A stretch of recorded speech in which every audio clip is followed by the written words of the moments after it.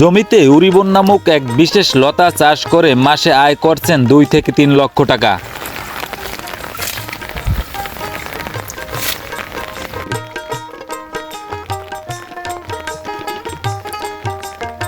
বিশেষ এই লতা ব্যবহার করা হয় পানের বরের ছাউনির কাজে। লতাগুলো কেটে রোদে শুকিয়ে বাজারে বিক্রি করা হয়। এই লতা ব্যবহারের ফলে পান সুস্থ এবং সতেজ থাকে। পান কালো এবং লাল হওয়ার সম্ভাবনা থাকে না।